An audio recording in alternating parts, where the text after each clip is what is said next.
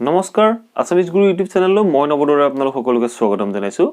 আজি আমাৰ ক্লাস 12 আমি ক্লাস 11ত ডিসকাস কৰিছিলো সাবজেক্ট প্লাস ভাৰ্ব প্লাস অবজেক্টৰে গঠিত হোৱা বাক্যবোৰ আমি কেনে ধৰণে স্পোকেন ইংলিছত ইউজ কৰিব পাৰো বা ৰিটেন ইংলিছত আমি কেনে ধৰণে ইউজ কৰিম তাৰ বিষয়ে ডিসকাস কৰিছিলো ইয়াৰ আগৰ ভিডিঅ'টোত। সো ইয়াৰ আগৰ ভিডিঅ'টো যদি চোৱা নাই আপোনালোকে ওপৰ আই বুটাম আৰু তলৰ ডেসক্ৰিপচন বক্সত সেই ভিডিঅ'টোৰ লিংক পাব, আপোনালোকে চাই লব পাৰিব।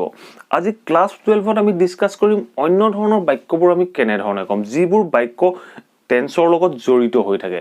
আমি যিখিনি বাক্য শিকিছিলো ইয়াৰ আগৰ ভিডিঅ'টোত সাবজেক্ট প্লাস ভাৰ্ব প্লাস অবজেক্টৰে সেই বাক্যখিনিও টেন্সৰ লগতে জড়িত।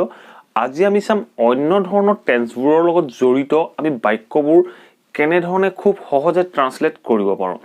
আপুনি যেতিয়া স্পোকেন ইংলিছ ইউজ কৰিবলৈ যাব বা আপোনাৰ ইনিশিয়েল ষ্টেজত আপুনি যেতিয়া স্পোকেন ইংলিছ ক'বলৈ আৰম্ভ কৰিব, ইনিশিয়েল ষ্টেজত আপুনি কি কৰিব লগা হয়, আপুনি বাক্যবোৰ অসমীয়াৰ পৰা ইংৰাজীলৈ ট্ৰান্সলেট কৰি ক'ব লগা হয়।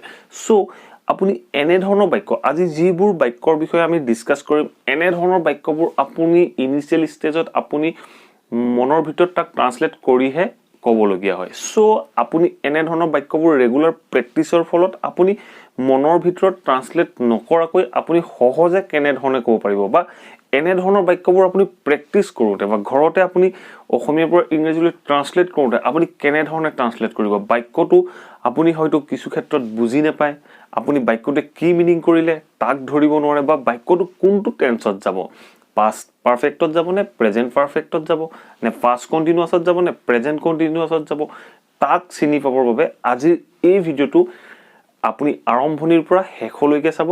আমাৰ প্ৰথম বাক্যটো হ'ল মই আজি তেওঁক লগ কৰিবলৈ নগলো কাৰণ আজি ৰাতিপুৱাৰ পৰা বৰষুণ দি আছে। মই আজি তেওঁক লগ কৰিবলৈ নগলো।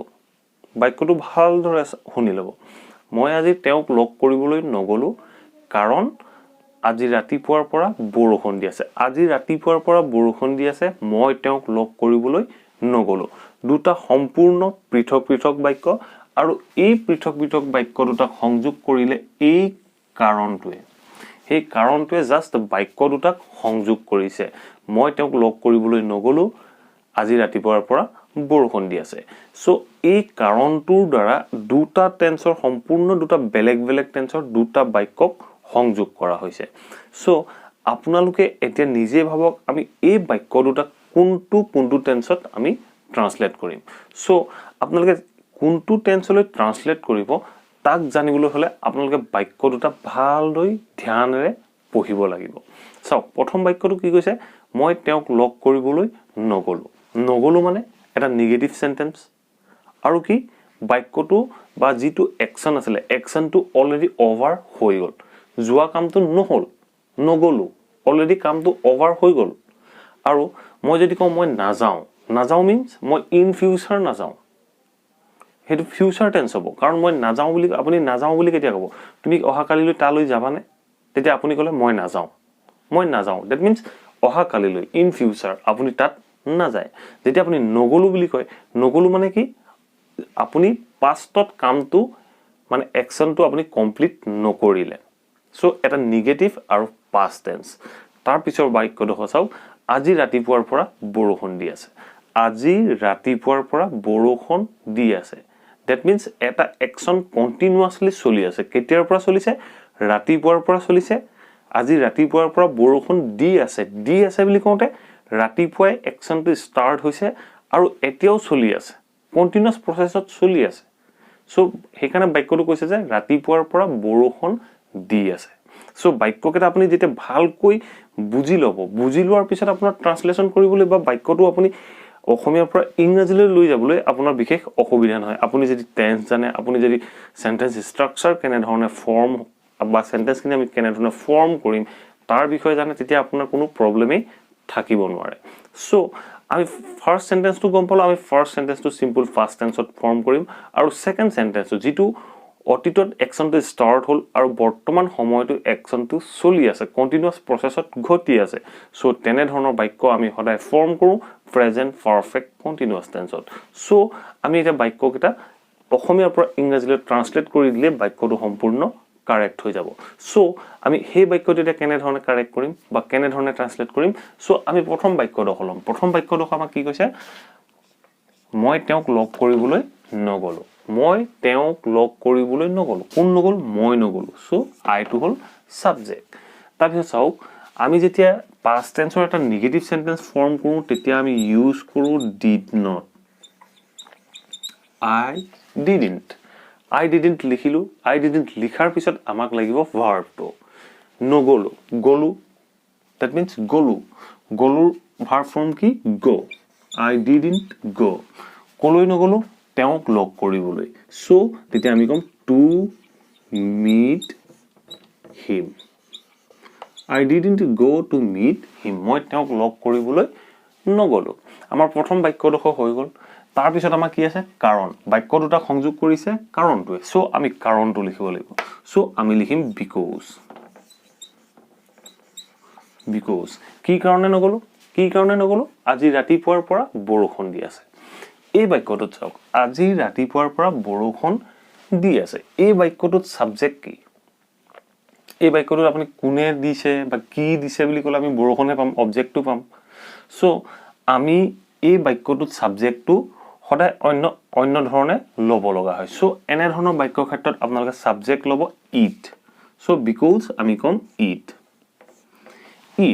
তাৰ পিছত চাওক আমি প্ৰেজেন্ট পাৰফেক্ট কন্টিনিউয়াস টেন্সত বাক্যটো ফৰ্ম কৰিম সো প্ৰেজেন্ট পাৰফেক্ট কন্টিনিউয়াস টেন্সত আমি লিখিম has it has তাৰ পিছত আমি ইউজ কৰিম been প্ৰেজেন্ট পাৰফেক্ট কন্টিনিউয়াস টেন্সৰ স্ট্ৰাকচাৰ এটো it has been তাৰ পিছত ভাৰ্বৰ continuous form raining it has been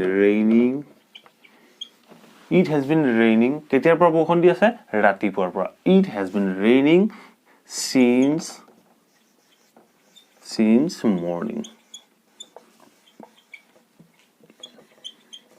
morning বা today morning বা this morning এনে ধৰণে আমি ইউজ কৰিব পাৰো সো আমি বাক্যটো কলো যে I didn't go to meet him because it has been raining since morning I didn't go to meet him মই তেওঁক লগ কৰিবলৈ নগলো because কাৰণ it has been raining since morning মানে আজি ৰাতিপুৱাৰ পৰা বৰষুণ দি থকা বাবে সো এনে ধৰণে আপুনি যেতিয়া বাক্যবোৰ বুজি লৈ বাক্যৰ স্ট্ৰাকচাৰটো বুজি লৈ বাক্যটো অসমীয়াৰ পৰা ইংৰাজী কৰিব তেতিয়া আপোনাৰ বাক্য ভুল হোৱাৰ চান্সেছ খুব কমেই থাকে এনে ধৰণে আপুনি বাক্যবোৰ আপুনি অসমীয়াৰ পৰা ইংৰাজীত ক'বলৈ যত্ন কৰক আপোনাৰ বাক্য কেতিয়াও ভুল হ'ব নোৱাৰে বা আপুনি যদি ইংৰাজী কোৱাৰ কোনো এটা এনভায়ৰনমেন্ট নাই আপোনাৰ নাই তেতিয়াহলে আপুনি ঘৰতে এনে ধৰণৰ বাক্যবোৰ অসমীয়াৰ পৰা ইংৰাজীলৈ নিজে ট্ৰান্সলেট কৰিবলৈ যত্ন কৰি থাকক আপুনি যেতিয়া নিজে ট্ৰান্সলেট কৰিবলৈ যত্ন কৰিব এটা সময়ত গৈ আপোনাৰ বাক্যবোৰ যেতিয়া আপুনি ইংৰাজীত ক'ব আপোনাৰ বাক্যবোৰ অটো কাৰেক্ট হ'বলৈ আৰম্ভ কৰিব সো এনে ধৰণে প্ৰেক্টিস কৰাৰ কাম আৰম্ভ কৰি দিয়ক এতিয়া অন্যটো বাক্য চাওক অন্যটো বাক্য কি কৈছে ৰামে যোৱাকালি হৰিৰ লগত কথা পাতি আছিলে ৰামে যোৱাকালি হৰিৰ লগত কথা পাতি আছিলে ৰামে কথা পাতিছিলে বা কথা পাতি আছিলে কাৰ লগত হৰিৰ লগত কেতিয়া পাতি আছিলে যোৱাকালি ৰামে হৰিৰ লগত কথা পাতি আছিলে সো বাক্যটো চাওক বাক্যটো কি কৈছে আছিলে means already action to over হল হৈ গল সো আমি গম পালো past tense সো এতিয়া চাওক ৰামে যোৱাকালি কথা পাতি আছিলে means এটা কন্টিনিউয়াস কাম কৰি আছিলে কন্টিনিউয়াসলি সেই কামটো কথা পতা কামটো কৰি আছিলে সো কন্টিনিউয়াসলি কৰি আছিলে means আমি তাক কন্টিনিউয়াসত কৰিব লাগিব সো আপোনালোকে এনে ধৰণৰ বাক্যবোৰ সদায় ভালকৈ ভাবি চাব বাক্যটো আপুনি পঢ়াৰ পিছত বাক্যটো কি মিন কৰিছে কোনটো টেন্সত মিন কৰিছে সেই কথাটো আপুনি যেতিয়া এবাৰ ভাবি লব বা সেই কথাটো যেতিয়া আপুনি ফাইন্ড আউট কৰিব তাৰ পিছত আপোনাৰ বাক্যটো ফৰ্ম কৰাত কেতিয়াও অলপো প্ৰবলেম থাকিবই নোৱাৰে সো আজিৰ এই ভিডিওটোৰ মূল উদ্দেশ্য হ'ল আপোনালোকে যিকোনো বাক্য পাওক আপোনালোকে যেনে ধৰণৰ বাক্য পাওক সেই বাক্যটোৰ যেটো টেন্স ইনক্লুড হৈ আছে বা যেটো টেন্স সেই বাক্যটোৰ ভিতৰত লুকাই আছে সেই টেন্সৰ ফৰ্মটো আপোনালোকে বাক্যটোৰ পৰা বাছি উলিয়াব লাগে আৰু বাক্যটোৰ পৰা আপোনালোকে যেতিয়া টেন্সৰ ফৰ্মটো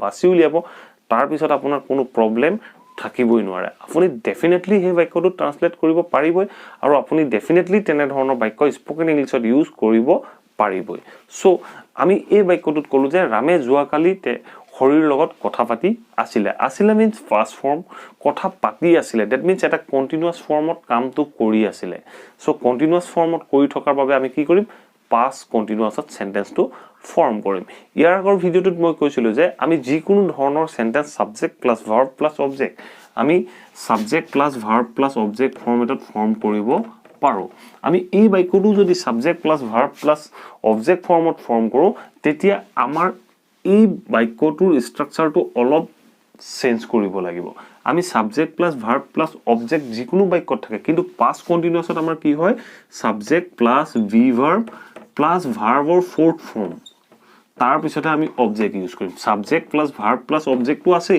জাস্ট আমি অলপ চেঞ্জ কৰিব লাগে ভি ভাৰ্ব প্লাস ভাৰ্বৰ ফোৰ্থ ফৰ্ম সো এনে ধৰণে আমি যেতিয়া বাক্যবোৰ ফৰ্ম কৰিম subject plus verb plus object ফৰ্মতে যেতিয়া ফৰ্মেটত যেতিয়া ফৰ্ম কৰিম আৰু আমি কন্টিনিউয়াস বুজি যেতিয়া আমি কন্টিনিউয়াস বুলি গম পালো কন্টিনিউয়াসটো বুজি যেতিয়া আমি তাত ভি ভাৰ্ব টেন্স অনুসৰি ভি ভাৰ্ব আৰু ভাৰ্বটো fourth form that means continuous ফৰ্মত ৰাখিম সেই বাক্যটো আপোনাৰ কাৰেক্ট হ'বই লাগিব সো এনে ধৰণে আপোনালোকে ট্ৰান্সলেট কৰিবলৈ যত্ন কৰক এনে ধৰণে বাক্যটো ভালকৈ পঢ়ি শুনি ভালকৈ বাক্যটো বুজি লওক বাক্যতে কি বুজাব বিচাৰিছে কোন টেন্স বুজাব বিচাৰিছে যেতিয়া আপুনি বাক্যটো বুজি পাব তাৰ পিছত আপোনাৰ বাক্যটো ট্ৰান্সলেচন কৰাৰ কোনো প্ৰবলেমই নাথাকে মই হাজাৰবাৰ আপোনালোকক বাৰে বাৰে কৈ আছো আপোনালোকে বাক্যটো যেতিয়া বুজি পাব তাৰ পিছত আপোনাৰ বাক্যটো ট্ৰান্সলেচন কৰাত আপোনাৰ কোনো প্ৰবলেম থাকিব নোৱাৰে আপুনি যদি টেন্স জানে আপোনাৰ বাক্য কেতিয়াও ভুল হ'ব নোৱাৰে সো আমি যদি বাক্যটো এতিয়া ট্ৰান্সলেচন কৰো ট্ৰান্সলেচন কৰিলে কেনে ধৰণে কৰিম প্ৰথমতে লাগিব আমাক সাবজেক্ট কি আছে কোনে কথা পাতি আছিল ৰামে কথা পাতি আছিল সো আমি কলো সাবজেক্ট ৰাম সো এটা চাওক ৰামৰ পিছত আমাৰ পাস্ট কন্টিনিউয়াছত এটা ভি ভাৰ্ব লাগে সো ভি ভাৰ্ব আমি ইউজ কৰিম Ram was past tense past continuous so আমি ইউজ কৰিলো ৰাম ওয়াজ ৰামে কি কৰি আছিল ভাৰ্ব লাগিব এতিয়া আমাক সাবজেক্ট প্লাস ভি ভাৰ্ব ললো আমি এতিয়া আমাৰ ভাৰ্ব লাগিব ভাৰ্বটো কি ৰামে কথা পাতি আছিল ৰাম ওয়াজ কথা পতাটো ইংৰাজীত কোৱা হয় টক সো ৰাম ওয়াজ তাপা ভাৰ্বৰ আমাৰ কন্টিনিউয়াস ফৰ্মত আমি লিখিম টকিং ৰাম ওয়াজ টকিং কাৰ লগত কথা পাতি আছিল হৰিৰ লগত সো আমি কি কৰিম with Hari. Ram was talking with Hari. Rame Hariৰ লগত কথা পাতি আছিল কেতিয়া কথা পাতি আছিল জুৱাকালি কাৰণে জাস্ট আমি ইউজ কৰিম yesterday Ram was talking with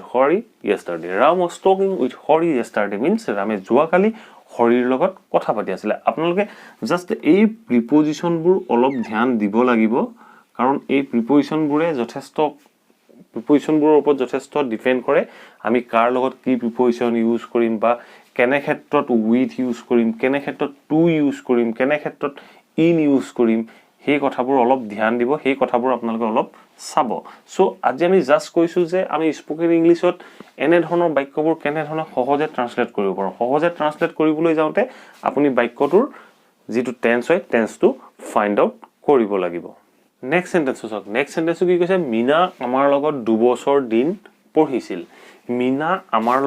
বছৰ দিন পঢ়িছিল মিনাৰ যেটো একচন 2 বছৰ দিন পঢ়াৰ একচনটো হঠাতে খতম হোৱা নাই সো মনত ৰাখক মিনাই আমাৰ লগত 2 বছৰ দিন পঢ়িছিল আপোনালোকে যদি পাৰে এই বাক্যটো যদি জানে কেনে ধৰণে বা কোন টেন্সত আমি কৰিম আপোনালোকে কমেন্ট বক্সত জনাব পাৰে সো মিনাই 2 বছৰ দিন আমাৰ লগত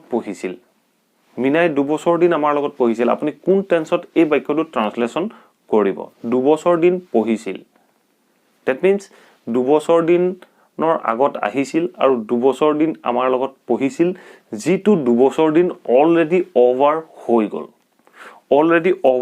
2 বছৰ দিনটো 2 বছৰ দিনৰ আগতেই আহিছিল আৰু 2 বছৰ দিনটো অলৰেডি যেটো লাষ্ট ডে আছিল লাষ্ট ডেটো অলৰেডি ওভাৰ হৈ গল একচনটো মানে ওভাৰ হৈ গল সো একচনটো এটা টাইমৰ পৰা অন্য এটা টাইমলৈকে চলিছিল 2 বছৰ আগৰ পৰা 2 বছৰলৈকে চলিছিল সো এনে ধৰণৰ বাক্যবোৰ আপুনি কি টেন্সত ট্ৰান্সলেচন কৰিব সো এতিয়া চাওক এই বাক্যটো আপুনি ট্ৰান্সলেচন কৰিবলৈ যাওঁতে বাক্যটোৰ অৰ্থটো আপুনি ভালদৰে বুজিবই লাগিব আপুনি যদি ইনিচিয়েল ষ্টেজত আছে স্পোকেন ইংলিছৰ, বা আপুনি যদি ইংৰাজী শিকাৰ ইনিচিয়েল ষ্টেজত আছে, বা আপুনি বেছিক ইংলিছ গ্ৰামাৰ শিকি আছে, তেতিয়াহ'লে অকণমান অসুবিধা হ'ব পাৰে, কাৰণ বাক্যটো বুজি পোৱাৰ ক্ষেত্ৰত আপোনালোকৰ অসুবিধা হ'ব। বাক্যটো এনেধৰণৰ বাক্য আপুনি এবাৰ বা দুবাৰ বুজি পোৱাৰ পিছত আপোনাৰ এনেধৰণৰ বাক্যৰ ক্ষেত্ৰত কোনো প্ৰব্লেমেই হ'ব নোৱাৰে।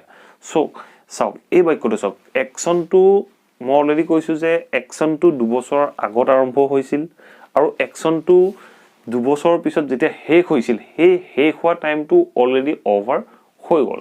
ফৰ এক্সাম্পল, মই আপোনালোকক ক'লোঁ যে মই যেতিয়া ক্লাছ 8ত পঢ়ি আছিলোঁ, তেতিয়া মীনা নামৰ ছোৱালীজনী মোৰ লগত পঢ়িবলৈ আহিছিল, আৰু 2 বছৰৰ পিছত 2 বছৰলৈকে পঢ়িছিল।